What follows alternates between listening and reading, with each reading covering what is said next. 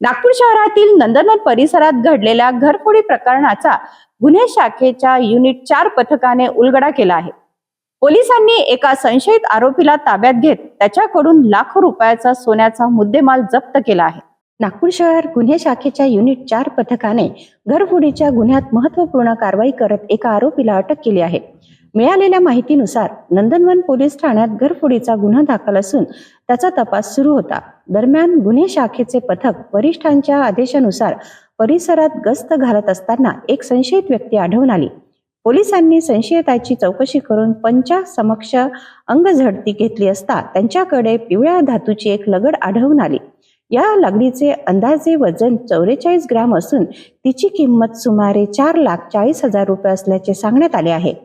चौकशी दरम्यान आरोपीने श्रीनगर परिसरात सुमारे 15 दिवसांपूर्वी घरफोडी केल्याची माहिती दिल्याचे पोलिसांनी सांगितले.